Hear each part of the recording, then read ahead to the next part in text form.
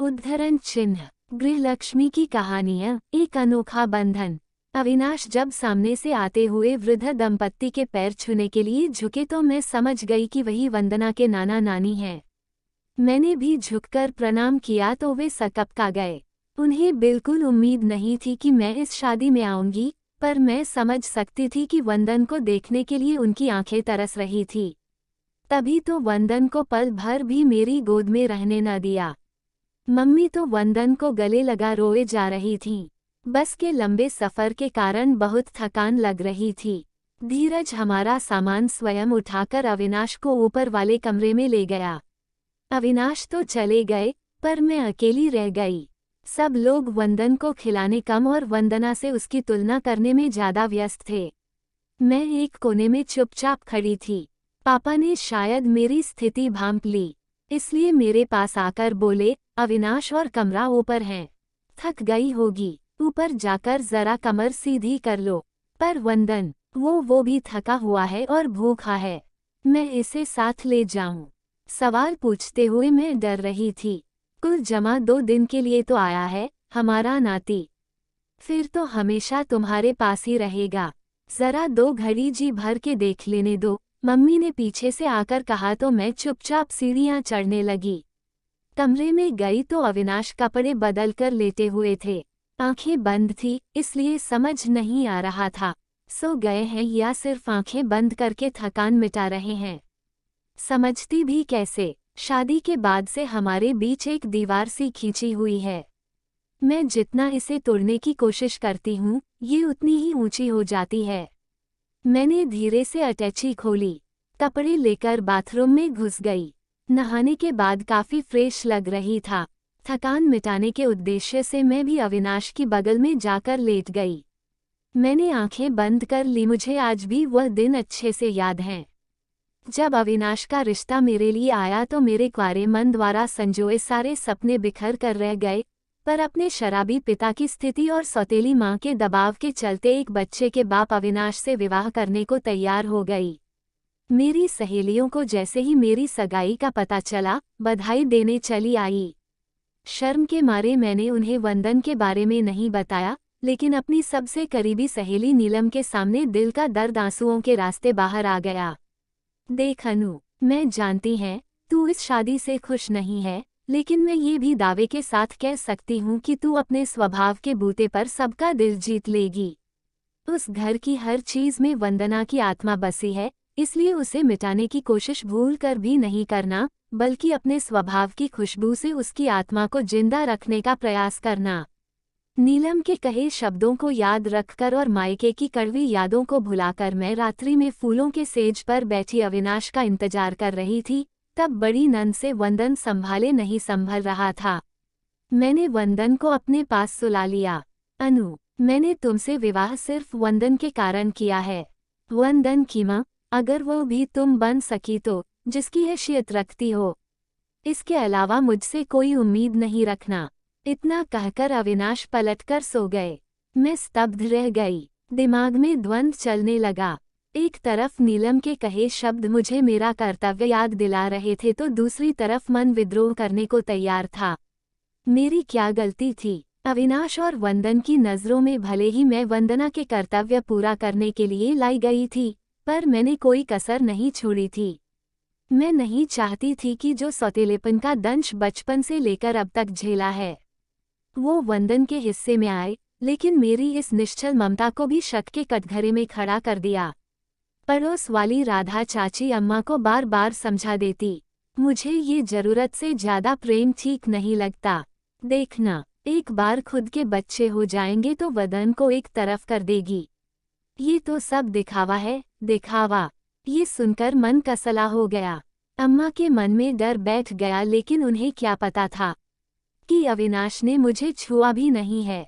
पर मैंने उन्हें कह दिया कि इस घर का वारिस सिर्फ वंदन ही रहेगा। तब जाकर अम्मा को तसल्ली मिली। मेरे इस वाक्य ने मुझे अम्मा के दिल में जगह दे दी।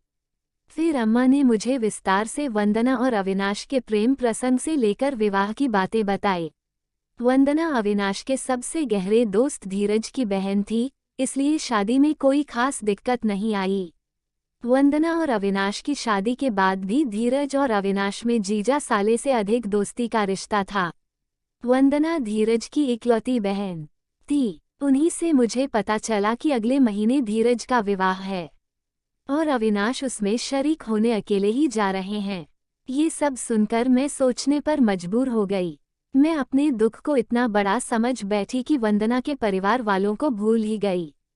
वंदन भी तो आखिर धीरज का भांजा है, उसकी निशानी वंदन तो है न। उनका मन नहीं करता होगा वंदन से मिलने का?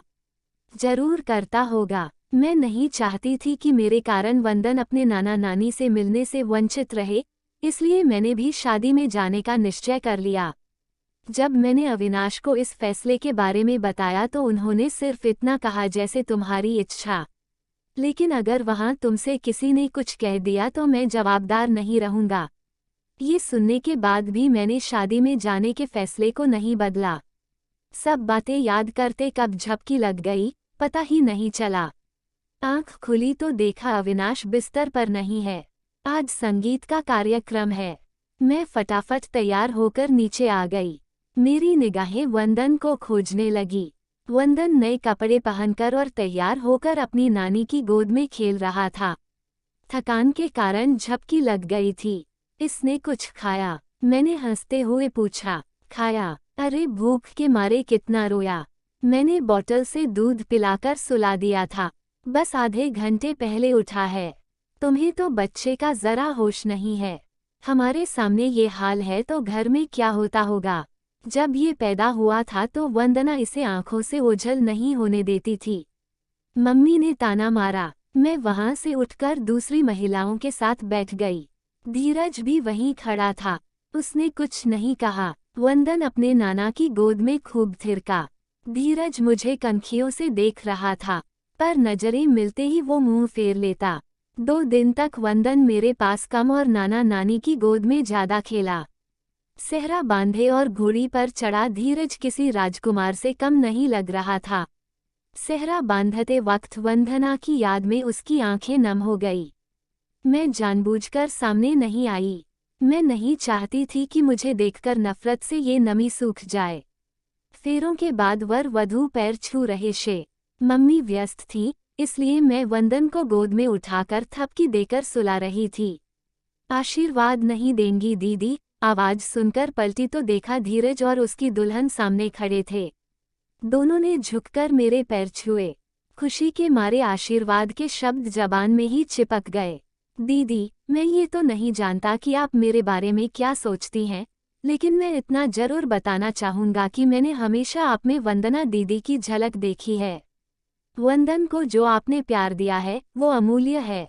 जब वंदना दीदी की मृत्यु हुई थी तब मैंने सोचा था कि अब वंदन पर हमारा हक खत्म हुआ। आप तो महान है दीदी, जो आपने अपने पति की पहली पत्नी के परिवार को इतना सम्मान दिया। अगर आपकी जगह कोई और लड़की होती तो ससुराल में पहला कदम रखते ही अपनी सौत के वजूद मिटाने में जुट जाती, लेकिन आपने उसके अदृश्य अस्तित्व को स्वीकार किया है। सबकी नज़रों में भले ही ये कोई बड़ी बात ना हो, लेकिन आपने सारे क्वारे सपने तोड़े होंगे। फिर भी आपने टूटे सपनों के कांच से अपने वर्तमान को जख्मी नहीं होने दिया। धीरज ने मेरा हाथ अपने हाथ में थामकर ये शब्द कहे तो मैं सचमुच बिलख बिलख कर रो पड़ी।